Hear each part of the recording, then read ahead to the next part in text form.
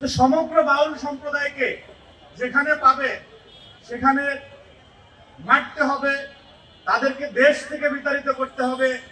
এটি কোনো ধর্মীয় রাজনৈতিক দলের বৈশিষ্ট্য হতে পারে না। আবহমান বাংলার সংস্কৃতি, এই বাংলাদেশের বাউল জারি সারি লোকগান পালা গানের আসর বসে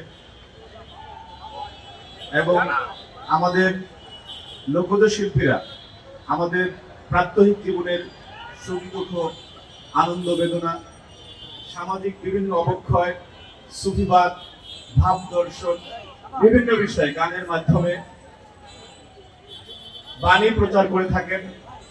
এই বাংলাদেশ হাসন লালন রাধারমণের বাংলাদেশ, যেমন পীর ওলিয়া উলিয়ার বাংলাদেশ, ঠিক তেমনি এখানে অজস্র মরমী সাধক এই বাংলার মাটিতে জন্মগ্রহণ করেছেন।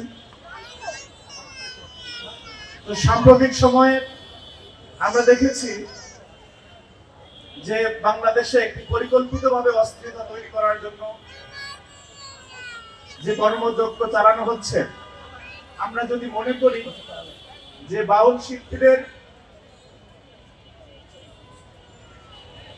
শিল্পীদের পালা গানের কথোপকথনের কোনো অংশ ধরে তারপরে তৌহিদি জনতার নামে এই হামলা করা হয়েছে, তাহলে আমরা বিষয়টিকে ভুলভাবে জানছি।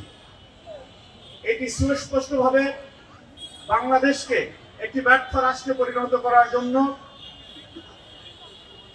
ইতিহাসের পরাজিত শক্তি আজকে সুপরিকল্পিতভাবে এই পরিস্থিতি তৈরি করছে বলে আমরা মনে করি। কারণ বাউল হোক অথবা অন্য কোনো পেশার হোক, সাংবাদিক হোক, বুদ্ধিজীবী হোক, বিশ্ববিদ্যালয়ের শিক্ষক হোক, ব্যক্তিগতভাবে বক্তব্যে কথোপকথনে যে কারো ভুল হতে পারে, সেই ভুলের জন্য তাকে প্রায়শ্চিত্ত করতে হবে, অপরাধ করলে তার শাস্তি হবে।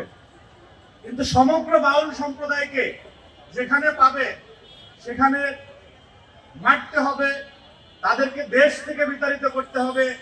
এটি কোনো ধর্মীয় রাজনৈতিক দলের বৈশিষ্ট্য হতে পারে না। এটি এক ধরনের ধর্মান্ধ উগ্রতা বলে আমি মনে করছি। সুতরাং যেই বাংলাদেশে আবহমান কাল ধরে লোকজ সংস্কৃতি চলেছিল, আমরা দৃঢ়ভাবে বিশ্বাস করতে চাই যারা একটি বিশেষ পরিস্থিতি তৈরি করে বাংলাদেশকে গণতান্ত্রিক মহাযাত্রায় উত্তরণের পথকে বাধাগ্রস্ত করতে চায়, তারা এই জঘন্য কর্মকাণ্ডের সাথে জড়িত। আমি যে এখানে দাঁড়িয়েছি, আমি ছাত্র দলের একজন নেতা। আমার কাছে মনে হচ্ছে যে এইটাকেও একটা মিস ইন্টারাপশন দিতে পারে, যেহেতু অপতথ্য অপপ্রচারের সংস্কৃতি চলে, যে আমি মনে হয় ইসলামের বিপক্ষে দাঁড়িয়েছি। আমি মুসলমানের সন্তান।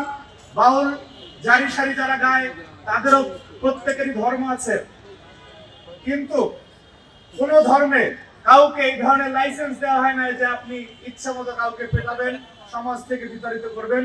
বাংলাদেশে সকল ধর্মের, সকল মতের, সকল পথের মানুষের জন্য নিরাপদ আবাসভূমি হবে বাংলাদেশ। সেই লক্ষ্যেই সাম্য, মানবিক মর্যাদা এবং সামাজিক সুবিচারের বাংলাদেশ প্রতিষ্ঠায় এদেশে মুক্তিযুদ্ধ হয়েছিল এবং তারই ধারাবাহিকতায় 24 এদেশে গণ-অভ্যুত্থান সংঘটিত হয়েছে।